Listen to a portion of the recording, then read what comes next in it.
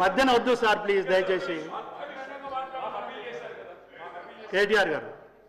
Speaker sir, మీరు విశేషమైన అనుభవం కలిగిన సీనియర్ మెంబర్ సార్. మీరు గతంలో చాలా ఉన్నతమైన పదవులు కూడా చేస్తున్నారు. మేము సిన్సియర్గా మిమ్మల్ని ప్రార్థిస్తున్నాం సార్, దయచేసి రికార్డులు తెప్పియండి. ఎన్నిసార్లు ఇంటరప్షన్లు అయినాయి, ఎన్నిసార్లు మంత్రులు అంత అంత అంత ఎక్సైట్ అయ్యి మాట్లాడితే ఎట్లా సార్? మంత్రులు sir, the essence of democracy. దయచేసి కొత్త సభ్యులు కాంగ్రెస్ నుంచి 53 మంది ఉన్నారు. The essence of democracy, the beauty of discussion in assembly sir is discussion, debate, dissent. Sir, opposition అనేది మాకు we will have our say, the government will have its way. That is the essence of democracy. దయచేసి నేను వారిని మిమ్మల్ని కూడా కోరేది sir, మంత్రులకి సంయమనం ఉండాలి, రిస్ట్రెయింట్ ఉండాల్సింది ట్రెజరీ బెంచెస్కి. అపోజిషన్ సహజంగానే మేము ప్రభుత్వం చేయని పనులు, ఇస్తానని చెప్పిన మాటలు, హామీలు కాని హామీలు మేము దయచేసి ప్రకాష్ రెడ్డి స్పీకర్ గారు ఒకటే రిక్వెస్ట్, మంత్రులకి మీరు దయచేసి చెప్పండి. ఇప్పుడు మేము కూడా ప్రొవోక్ చేయాలనుకుంటే మేము కూడా మాట్లాడచ్చు సార్. మేము కూడా చెప్పొచ్చు 30% కమిషన్ అని వాళ్ళ ఎమ్మెల్యేలు అంటున్నారు, 20% కమిషన్ అని సెక్రటేరియట్ లో ధర్నాలు అవుతున్నాయి.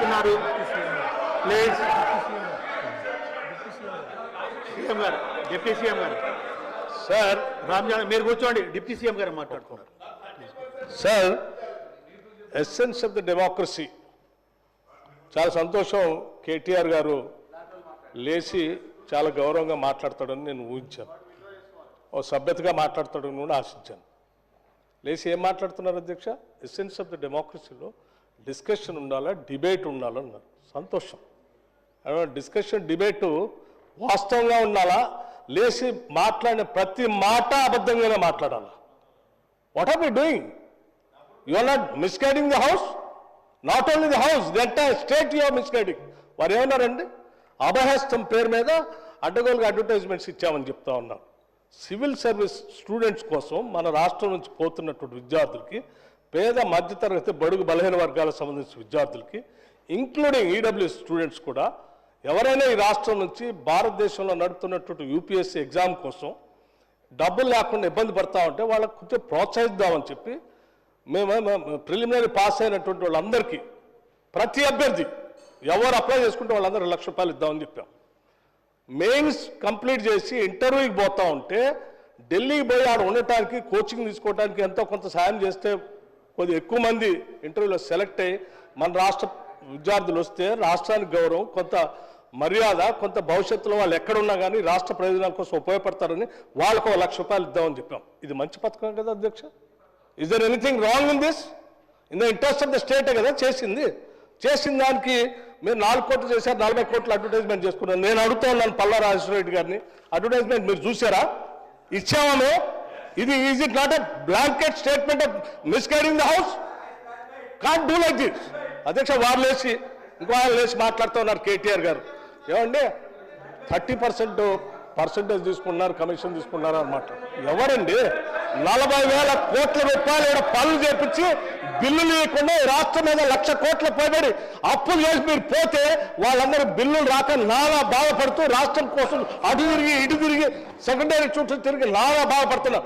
మీ పాపం వల్ల ఈరోజు రాష్ట్రంలో 1,00,000 కోట్ల పనులు చేసినటువంటి వాళ్ళ బిల్లు లేక ఏడుస్తున్నారు. ఎంతో కొంత మేము బాగు చేసి కొద్ది సర్ది చేసి ముందుకు పోతా ఉంటే అడ్డగోలుగా మీరు ఈ మాటలు మాట్లాడటం ఇది వాస్తవమా?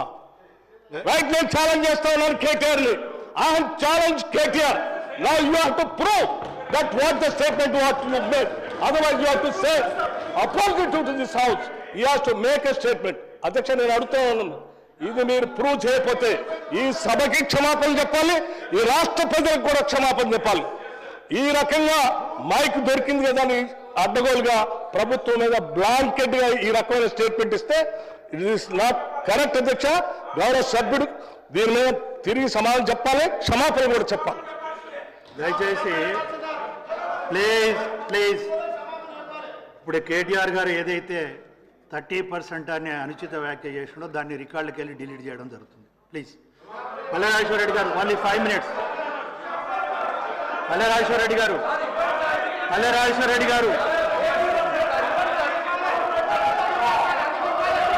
అధ్యక్ష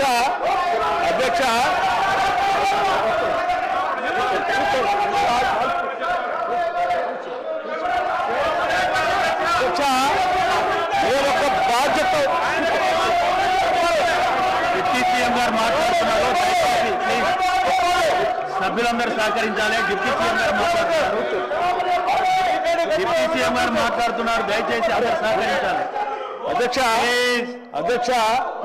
అధ్యక్ష మేము సీఎం గారు మాట్లాడుతున్నారండి. మీరు కొంచెం వినాలి మాట కూడా. ప్లీజ్ సార్, మీరు కూడా కొంచెం ప్లీజ్ చైర్కు సహకరించాలి. కూర్చోండి, అందరూ కూర్చోండి. ప్లీజ్ అధ్యక్ష, ఇప్పుడు అక్కడ ఒక గౌరవ ఉప ముఖ్యమంత్రి గారు లేచి నిలబడ్డప్పుడు మనం కూడా చూసి ప్లీజ్ సార్. అధ్యక్ష, మేము ఒక బాధ్యతతో రాజకీయాల్లోకి వచ్చాం. అడ్డగోలుగా మీలాగా రాష్ట్రం మీద పడి బరి తెగించి దోపిడీ చేసుకోవడానికి రాలేదు. మేము ఒక బాధ్యతతో ప్రజలకు సేవ చేయాలని, మేలు చేయాలని ఒక నమ్మకంతో మాలాగా ఈ రాష్ట్రంలో అణగారిన వర్గాలు, బాధితులు, తాడితులు, ఇబ్బందులు ఉన్నటువంటి మధ్యతరగతి కుటుంబాలు బాధపడకూడదు, వాళ్ళ కోసం ఏమైనా చేయాలనేటువంటి ఉన్నతమైనటువంటి ఆలోచనతో రాజకీయాలకు వచ్చినటువంటి వాళ్ళు ఎంత ఉన్నారు.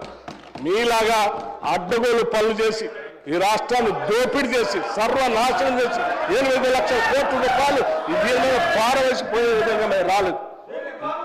అధ్యక్ష, మాట్లాడే ముందు ఒక బాధ్యత ఉండాలి, నిబద్ధత ఉండాలి. గౌరవ సభ్యులు మాట్లాడేటప్పుడు ఒక స్టేట్మెంట్ చేసేటప్పుడు ఒళ్ళు దగ్గర పెట్టుకొని మనం మాట్లాడేది కరెక్టా కాదా, ఇది మనం ఏం చేస్తున్నాము నిబద్ధతతో మాట్లాడాలి. ఎంత అధ్యక్షది ఏమనుకుంటున్నారు? ఏది పడితే అది మాట్లాడితే తెలుస్తుంది అనుకుంటున్నారా? లేచిన దగ్గర చూస్తున్నాం అధ్యక్ష. ప్రతి స్టేట్మెంట్ ఇట్స్ నాట్ కరెక్ట్ అధ్యక్ష. ఈ హ్యాస్ టు సే అపాలజీ, అధ్యక్ష. It's not correct. దయచేసి ప్లీజ్ సభ్యులందరూ కూర్చోవాలి. ప్లీజ్ దయచేసి ప్లీజ్ అందరు చైర్స్ లో అందరు కూర్చోవాలి. ప్లీజ్ కూర్చోవాలి. ప్లీజ్ కూర్చోవాలి. ప్లీజ్ కూర్చోండి. ప్లీజ్